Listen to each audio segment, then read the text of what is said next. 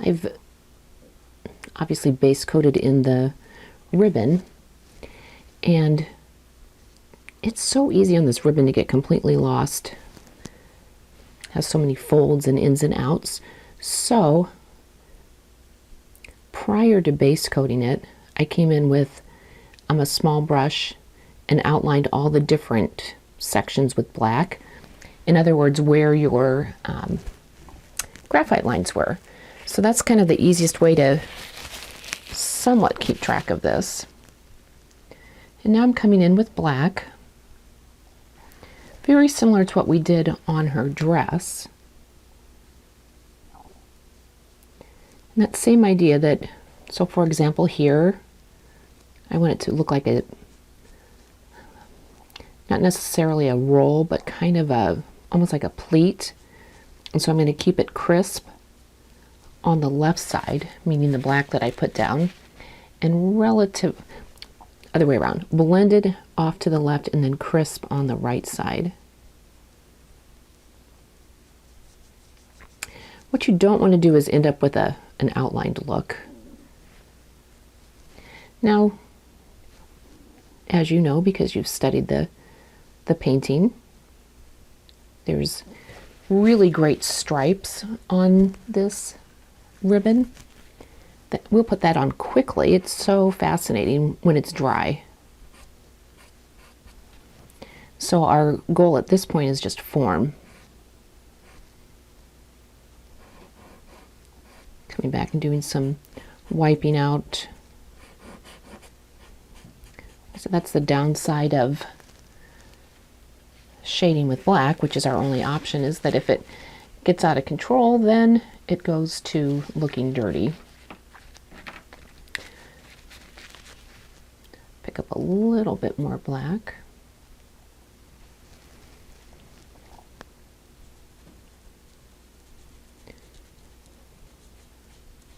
Not much shading on these hanging down ribbons. I thought I would hit this while I was right here. We want it to be pretty dark underneath, and then let it fade. And that takes and tucks that ribbon under.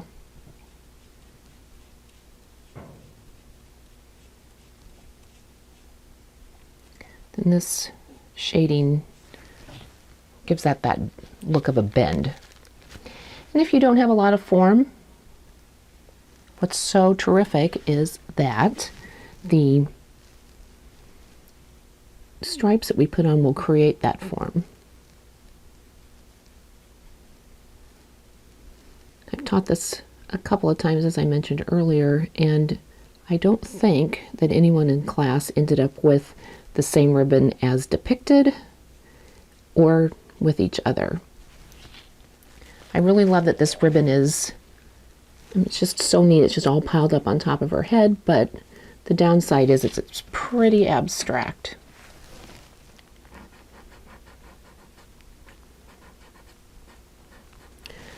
And like I said, what you have to kind of accept is that it's going to look like not much until you come back in with the blue stripes.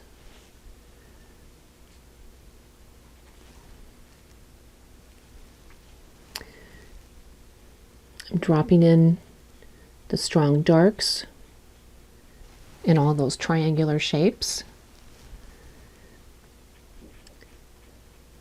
And I also try to go through and identify what shape is this. And the shape of this knot is a sphere. Knowing form, we know that there'll be a crescent of dark on the left side and a little bit of dark on that right side. And your goal is to have the upper section lighter.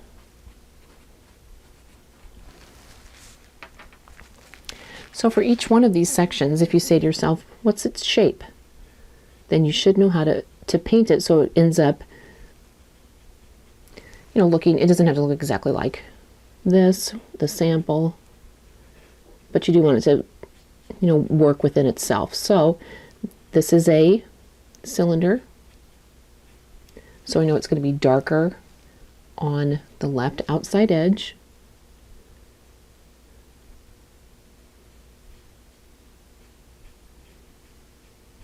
And then fade in, and then a little bit of dark on the right side. And I can't stress this enough. I see this so often that I think there must be a misunderstanding that on a cylinder shape, of course it's darkest on the side of the dark, but you have to go in and make it darker on the side of the light to make it roll back. Otherwise it looks flat.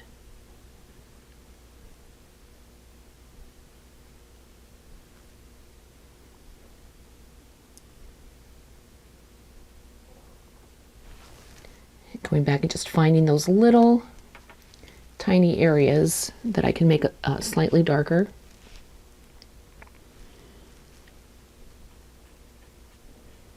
If you want to give it a dent in the middle, a little relaxed area, you put that in with a dark value.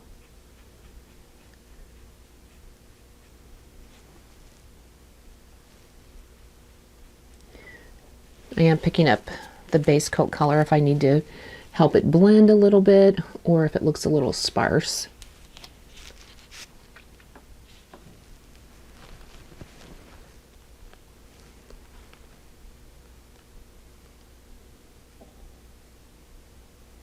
And remember, again, you're just looking for shapes. So if you're saying to yourself, what is that? What is that doing? Why is that like that? It's kind of nice to know for the logical side of your brain, but the right side of your brain that you should be using while you paint doesn't need to know. It just needs to know there's dark here, there's dark underneath here, a little bit of dark here. You can be logical saying, oh, it's a cylinder, but if you try to say, what is this ribbon doing? Where does that come from? How is that flipping? It's kind of counterproductive. And then you end up bogged down in that, and then you don't paint. I feel the need to run over here for just a second.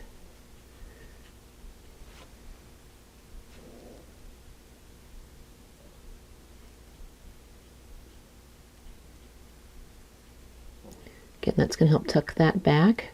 And again, you can give it a little bit of dark, and that'll make it look like it's relaxing.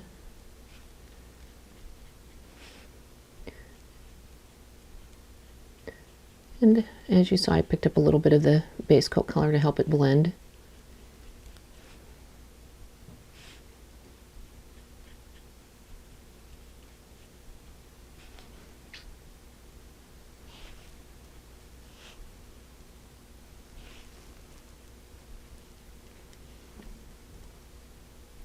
And blending these values together.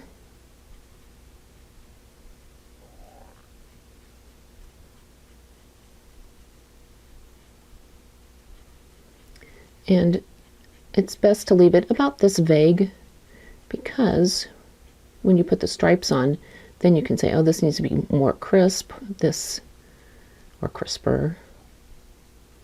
This needs to do this needs to do that. So you don't want to have it completely defined.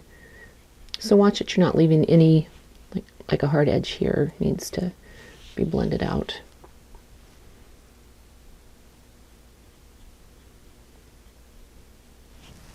I'm going to go back one last time with a Q-tip and pull out some light areas.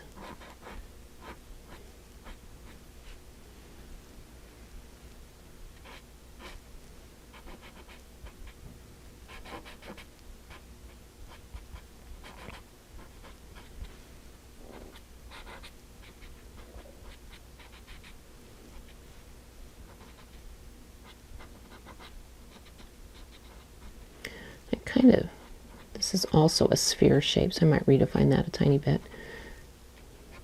But remember, on middle of cylinders, it's light. Where it rises up to meet the light, it's a little bit lighter. I'm glad that we haven't done our background, because it's going to be nice to crisp this all up with a background. You, of course, can do your background first. There's advantages to that also.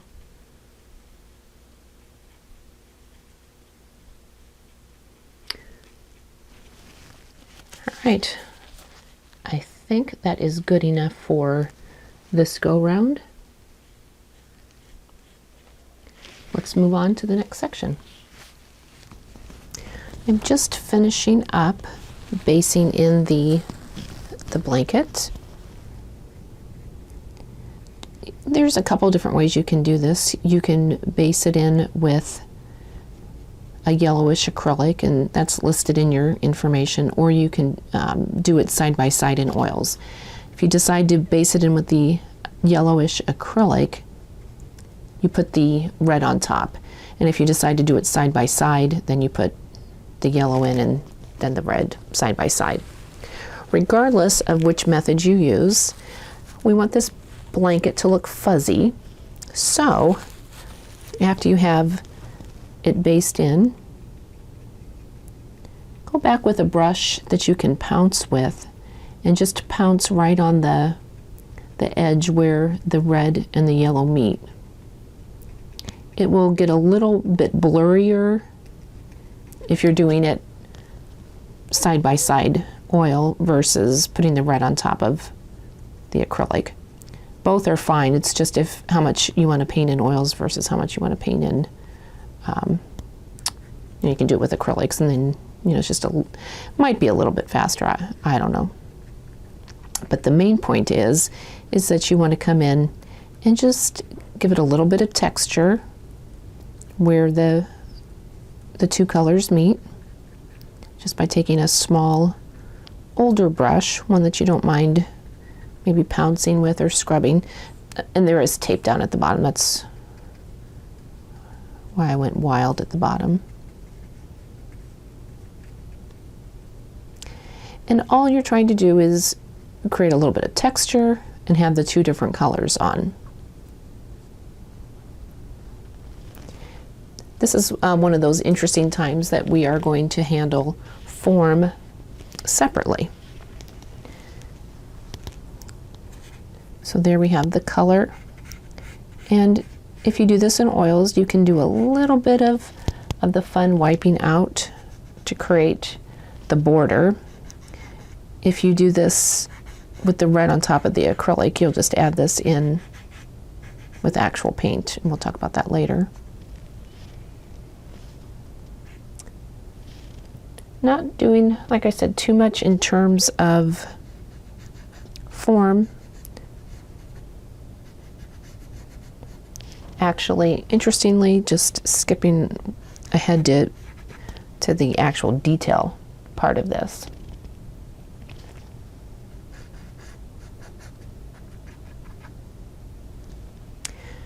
And that is what you need to do initially on this blanket. My favorite is when it's dry, when we come back and do some shading. And again, if you do this side by side like I did, you're going to end up with a little bit of a blur between the red and the yellow, and we'll make that a little bit more distinct. So that's kind of the downside, is that it doesn't hold. And so if you put the red on top of the acrylic base coat, then it holds the shape just a little bit better. I don't really recommend one way or the other, just that it has to be done. The back blanket that's behind the figure is done exactly the same way as this. Lay it in and then pounce blend those different values together. And I would suggest that you get that in before we move on to the other sections, just because we're starting to do a value relationship, meaning we have to start getting some of these really strong darks in so that we can determine how much lighter to make the face, how much darker to make other areas. I think it's interesting how different her face already looks with just this little bit of darkness in the lower section. So go ahead and do the back blanket, and then we will move on to the dog.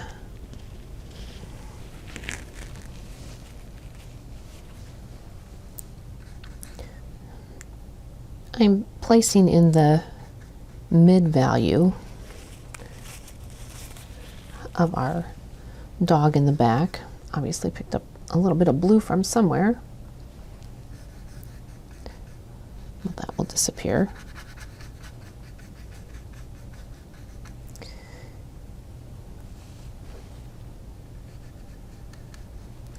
Now coming in with, and you probably can tell I'm using flesh tones. You can use on this dog anything brown and dull.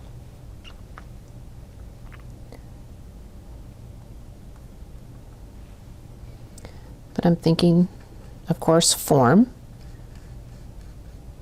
And so overall, the left side is going to be the darkest.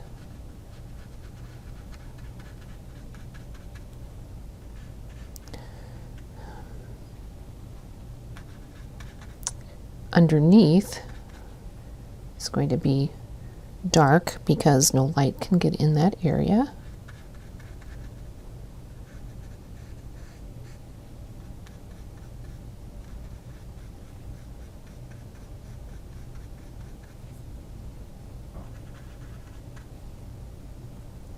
As you can tell, I'm brush mixing with the dark flesh with a little bit of black, just to cool this down.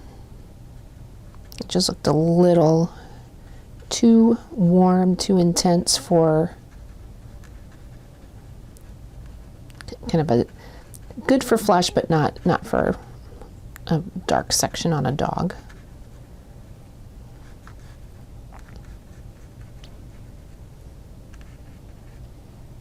I love that he has all of these rolls that you can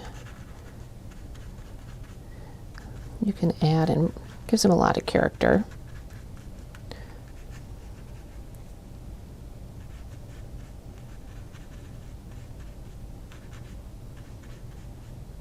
He has a collar, which I'm just painting over. I want to just give that little bit of a dark depression where his collar will go.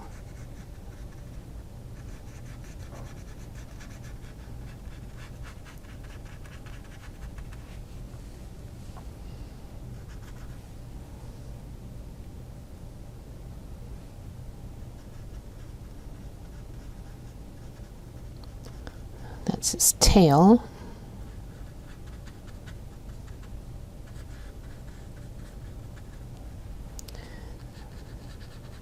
And then we have to think about his head. His head is a big sphere, darker on the left side, dark all the way around, but just not as much on the right. His face and his ears are black.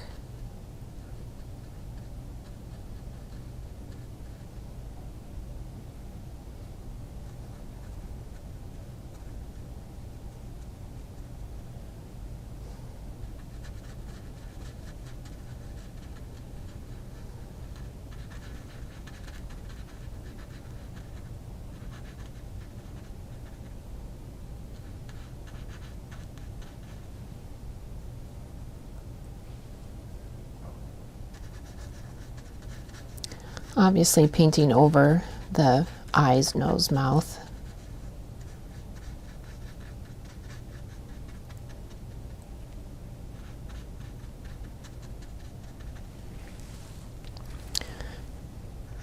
I have the black on my brush. I think I'll get a little bit darker on this underneath section.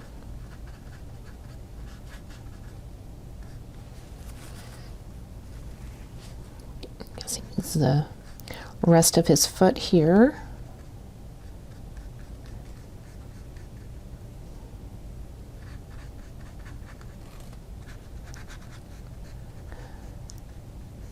A little bit of a depression in the middle of the chest.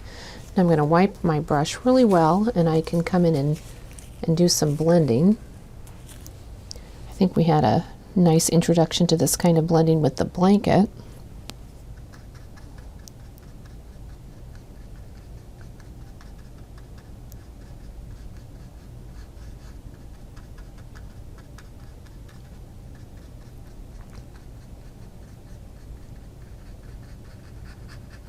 Obviously on the outside of a leg or head, you want it to be crisp. But then as you go to blend the rolled edges, you want it to be blended on both sides.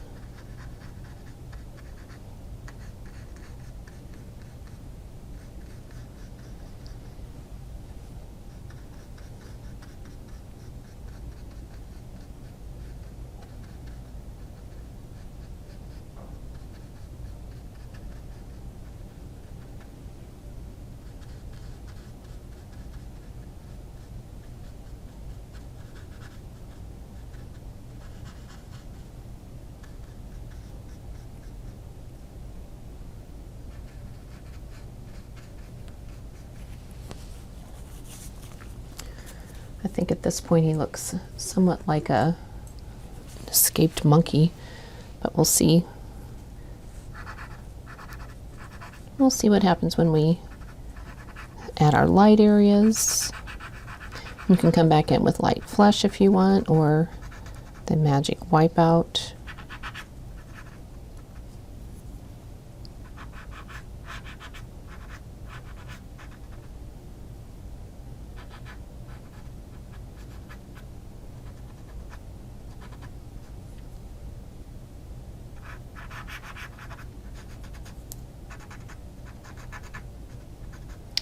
Remember that when you wipe out, there needs to be a little bit of medium value right next to that dark,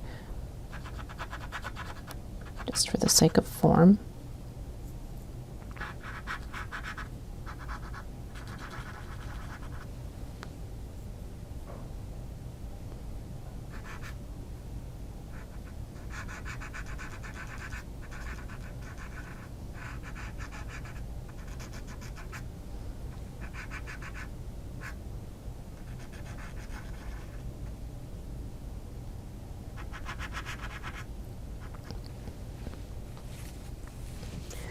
Come back in and give it a little bit of a smooth.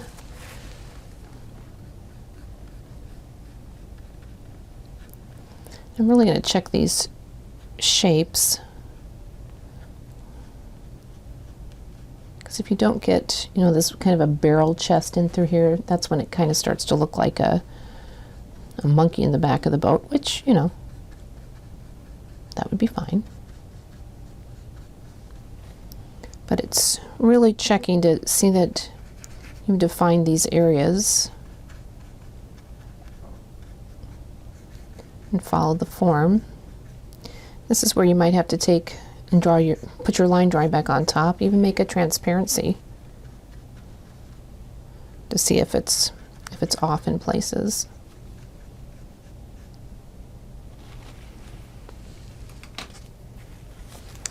To do the face,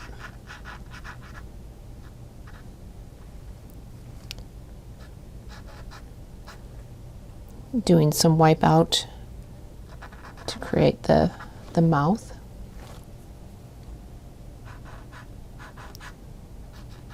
Light areas on the side of the nose, and just a little bit of wipeout for the eyes. And it'll get more defined later. And I think his face has gotten this teddy bear shaped up in here, so I'll plan on, when I rework the background, to trim it a little bit right in there. So that's what you always have to look for, is that outside edge. And is the outside edge correct? And sometimes I look at the negative space, which means what's around it, and that helps me determine if the shape is correct or not.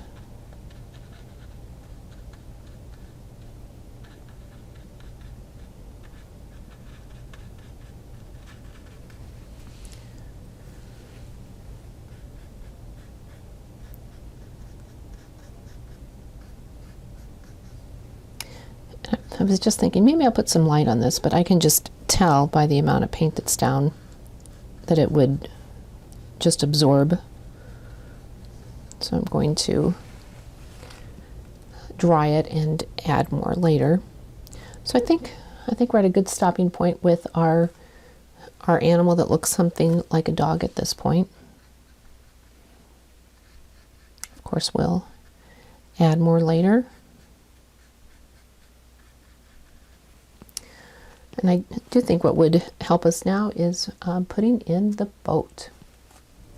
I've based the boat in. And as you can see, most of it is dark. Pretty much over here. A little darker underneath that bench, a little bit of black. So we have dark, dark, mid value here, mid value, and then light for the seat. You could base this in with acrylics also. If you base it in with acrylics, you don't get to do this awesome step, but you can do this with paint. Coming in and just finding those light edges that help define this slightly.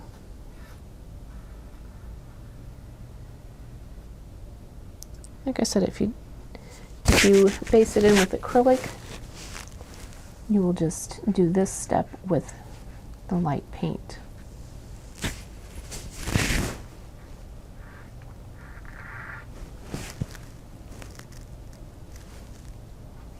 We don't want this boat to get too defined because it's meant to be part of the background, but obviously it has to have some form.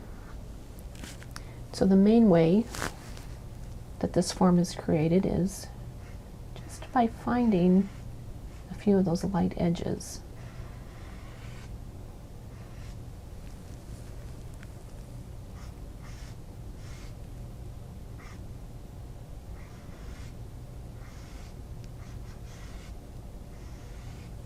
If need be, you could lay down a ruler to do this as well.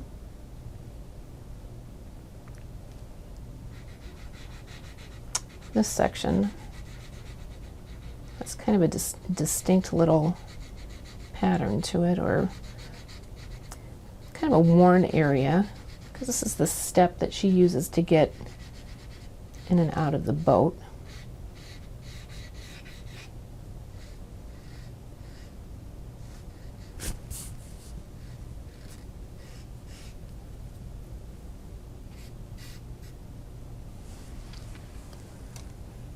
Smooth this down a bit.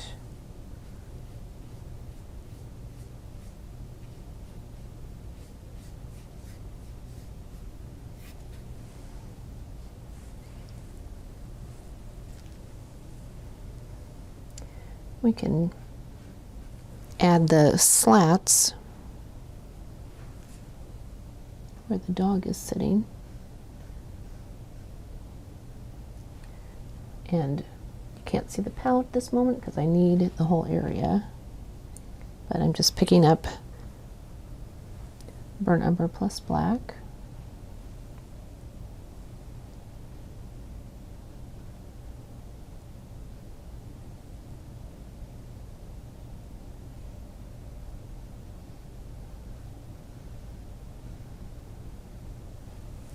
That kind of defines the thickness.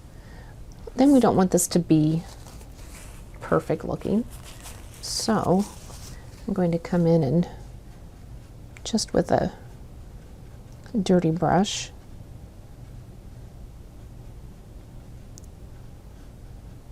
just add some highs and lows to this bench.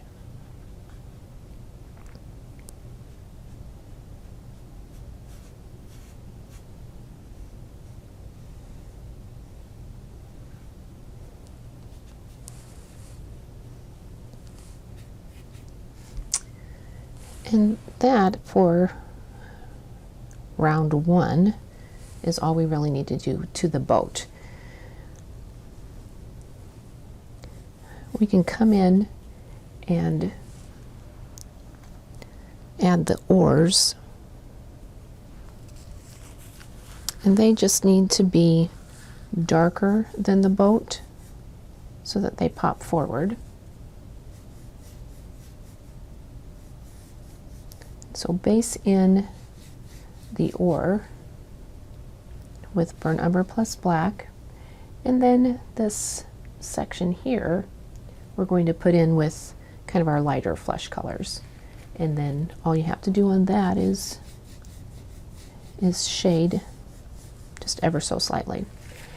I do think after we get the ore in, it is time to put in the background. I based in the background. There's just so much on this painting that's really is just fill in the blank, which is boring to watch, so I like to do it off camera. What you can see is it has the dark blue at the top, gradates to a mid-value green, slightly darker green, back to a mid-value green, then it gradates into that watercolor. I would like to add just a few more things into this. I have my brush loaded with the blue. I'd like to somewhat give this the look of maybe as if there's a shoreline in the back.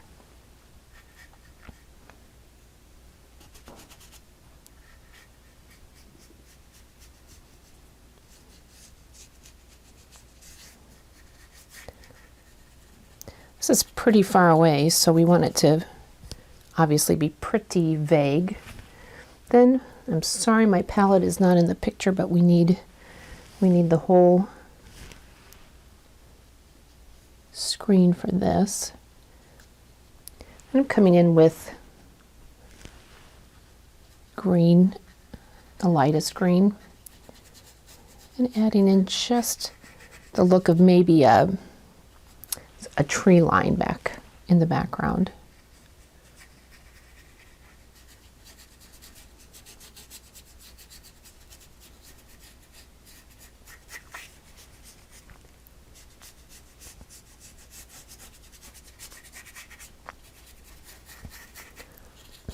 Notice it's relatively crisp up at the top, and then it fades as it moves down toward that shoreline.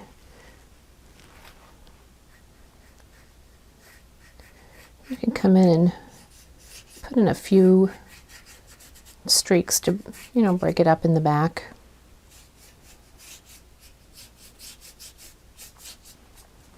This section gets really broken up with leaves, so we won't worry too much about that.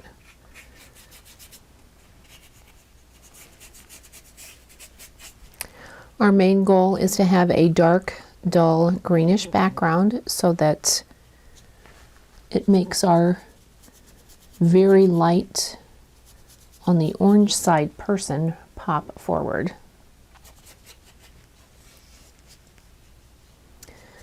Well, let's go in and we have a few things to finish up that we haven't finished up from before. One thing that we need to do is the fan and her hand. So I'm going to move this up.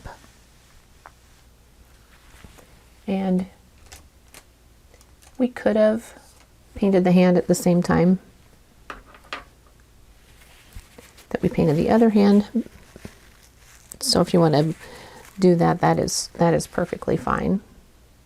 And remember with the hand, what we did is place in those really strong darks, all of which are on the left side.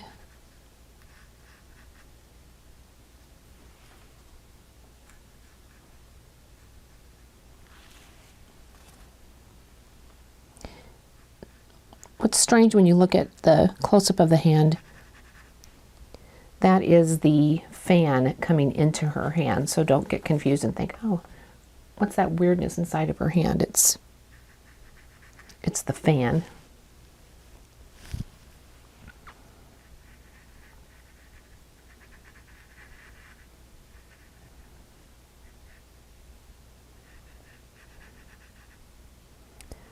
And just to review, remember to place every dark, every shape with an angle.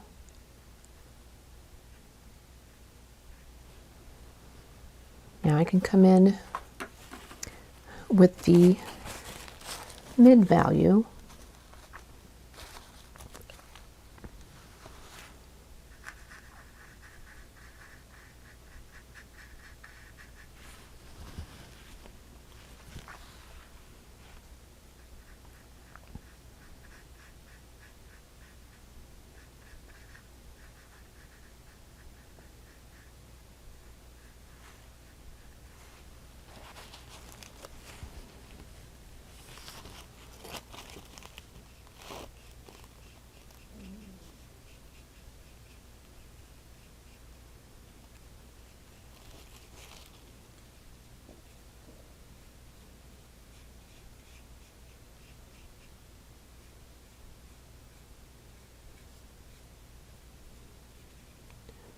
I think what gets kind of tricky again is this fan in the middle of her hand. It's kind of tough to tell what's hand, what's fan.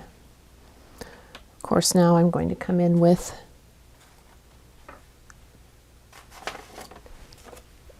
a Q-tip and pull out some light values.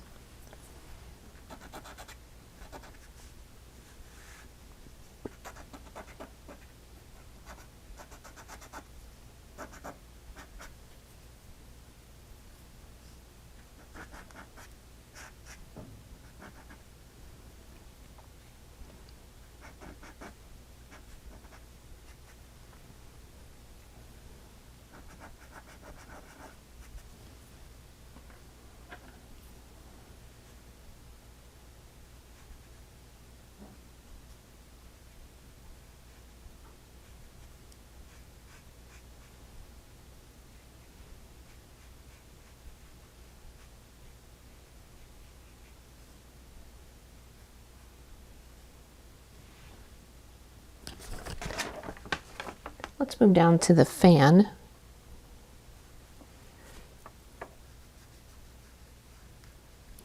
Still just using the flesh tones that are apparently getting a little on the messy side.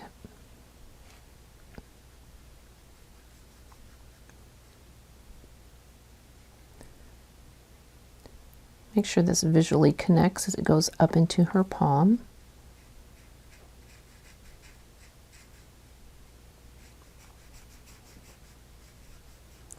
And as I'm laying this in, I'm dragging it sideways,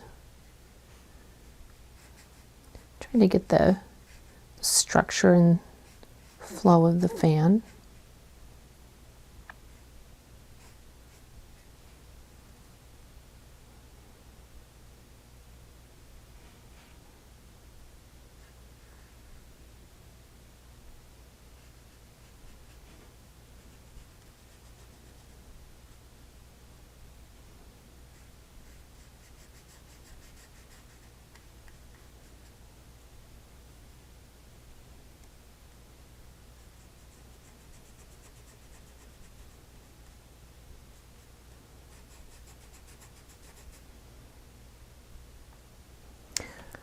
I've switched to a little flat brush on this. The idea is I kind of like to, if it has a lot of straight edges and small such as this, I like to use a small flat.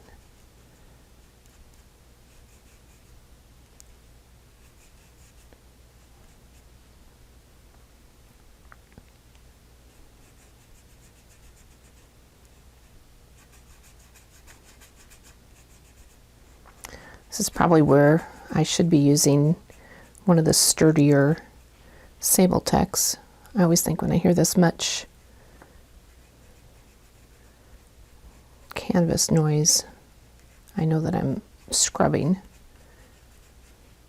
It's not the best thing for the brush.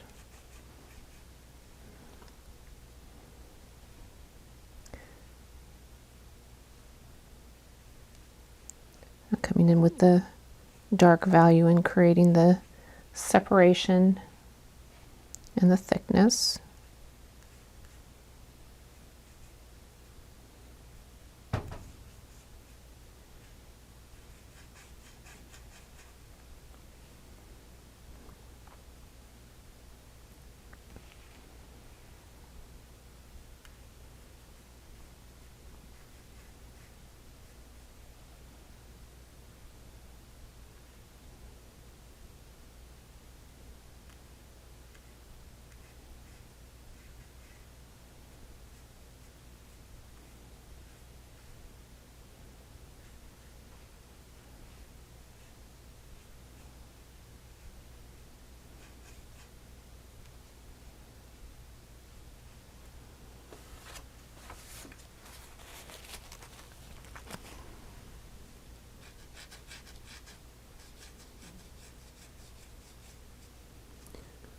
And looking at this, I'm just double checking that everything connects up.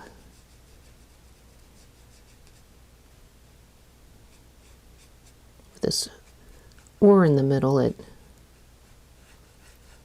makes it a little trickier.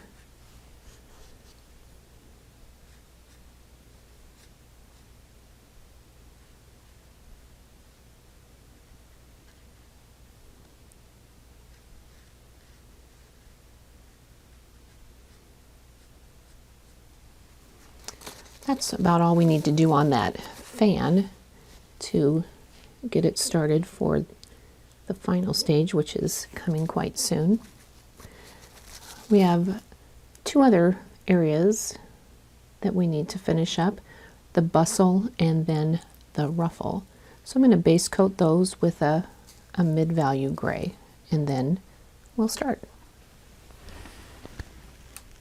The ruffle on her shoulder is just the greatest series of open cylinders.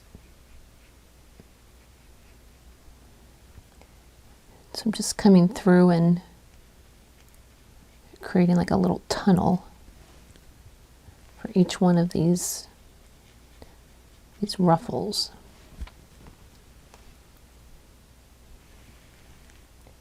As I mentioned before, just base coated in black, or in a mid-value gray, and now coming through and doing the shading, just wet into wet with black.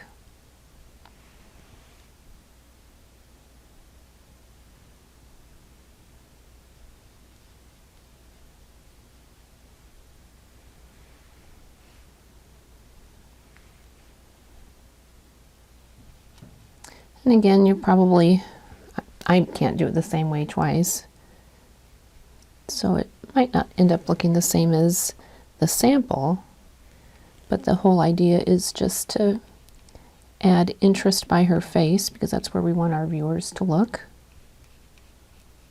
And so by adding this very complicated shape around her face, or near it, it'll call attention.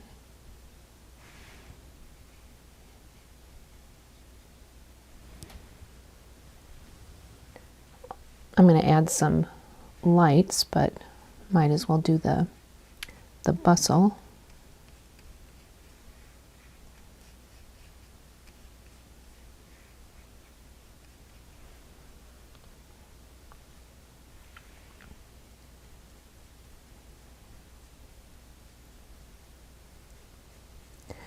If you think you might get lost in putting this in, you could, just as we did on the ribbon, you could put in on the graphite lines the dark sections so that you don't get lost.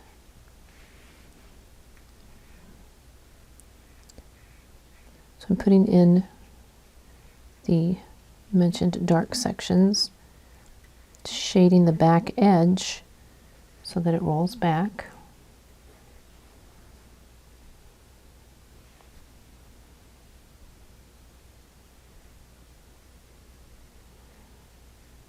Trying to create visual interest by having a rippled edge.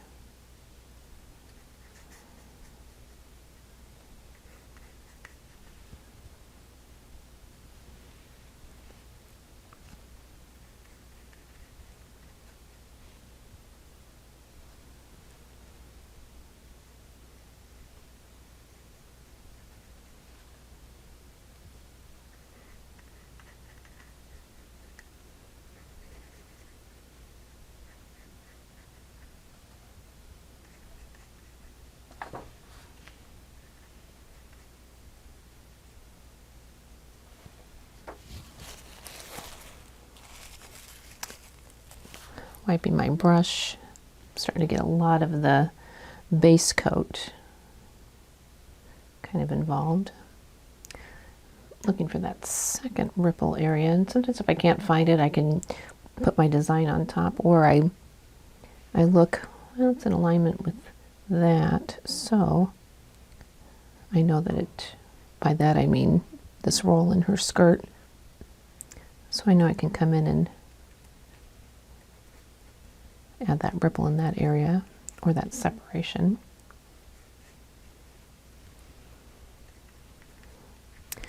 I think this is such an interesting painting because it's all light against dark, of course, and then it's warm against cool. So here we have, this is warmer than this, and this is obviously cooler than that.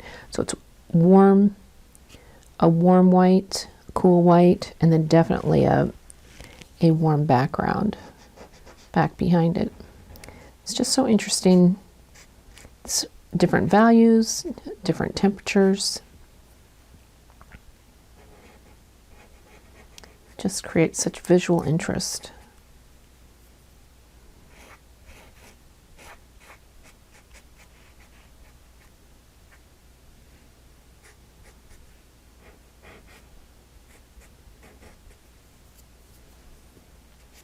I also think this painting can be somewhat abstract in feeling because of all of this fabric that has slightly no rhyme or reason.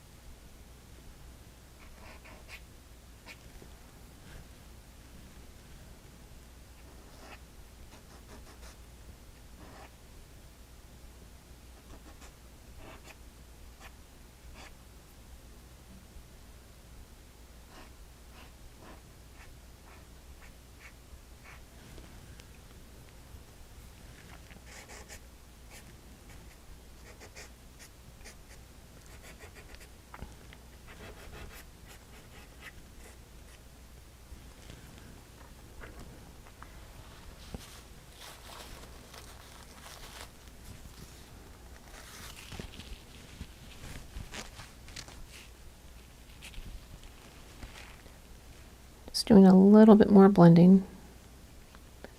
And also I'd like to get rid of the look like I just did a bunch of wipeout with a Q-tip. Not that there's anything wrong with it, but I don't want it to look like I just did a lot of wipeout with a Q-tip.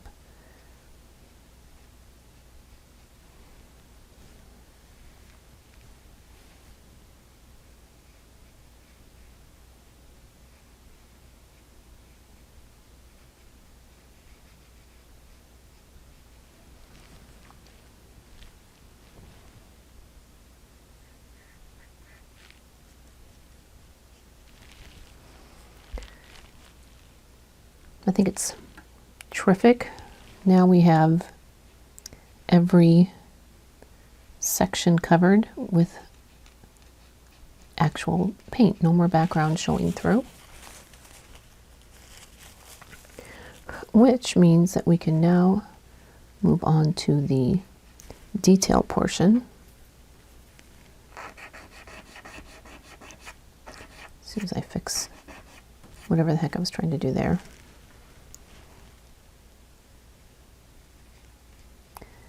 So let's, I think the main detail that we need to add, stripes in her hat.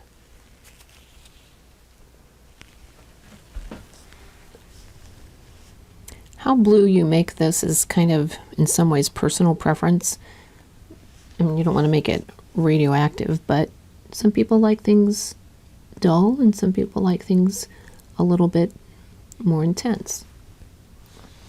I'm starting on this hanging down ribbon because this is a great place to work on the technique and to look at the color. And the main thing with technique is that we are glazing this on dried underpainting, and we're putting a transparent layer of paint on top. Does not necessarily mean that we're using an extender, it just means that we're making sure that what's underneath is glowing through.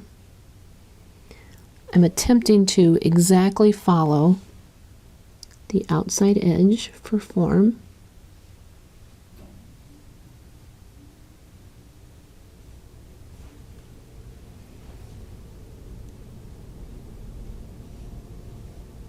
And you could use a liner if you cared to, but I think a flat works a little bit better because you can scoot it along. And one thing you have to be careful of is not stopping short of the hand, or up in this area, making sure you go all the way under the hat. There's a tendency to stop short because it's like, oh, I don't want to go outside the lines. And then it looks like that. So I like that well enough, so I think I'll stick with that color.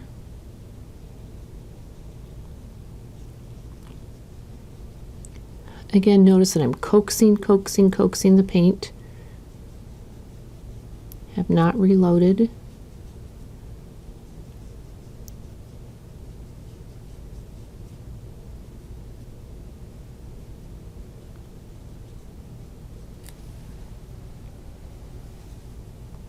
And when I do load, as you can see, I really work it out on the palette.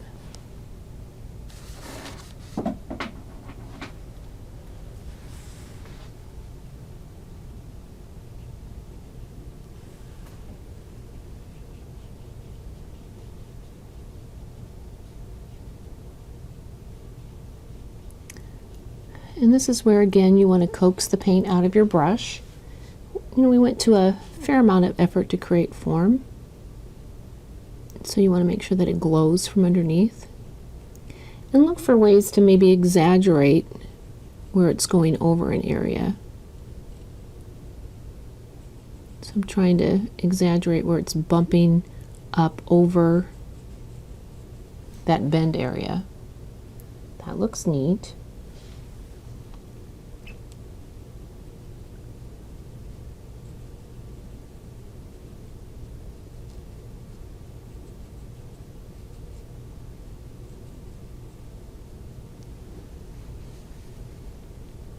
And the good news is you have to, or the bad news, I guess, you have to go with what you've created.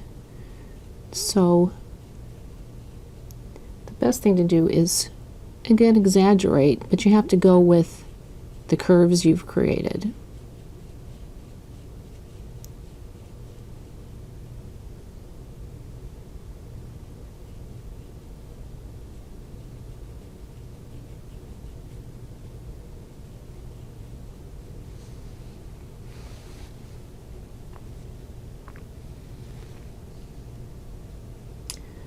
Kind of something that's nice to do is, you know, just as you can see on the sample,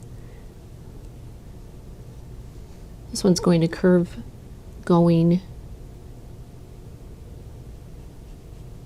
vertically instead of horizontally.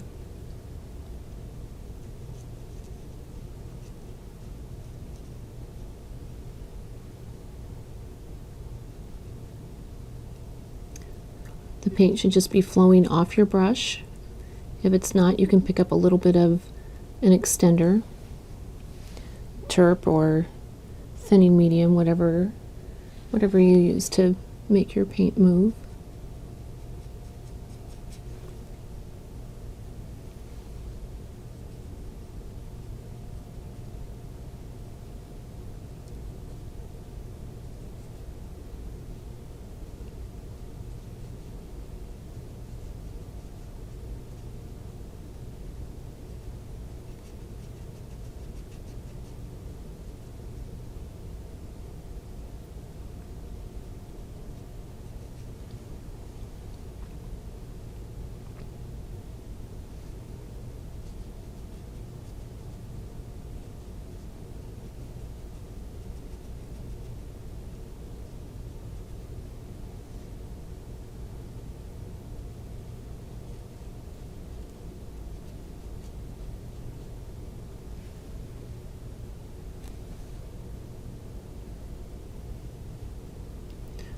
These are kind of running together. I'm not going to worry about that because we're going to come back and do some shadow work. But this blue is, I think, so terrific because it's the complement of the orange, which is around her face. And this is now putting complements next to each other. So we worked warm and cool, light and dark. And now where we want excitement, we're putting the complements.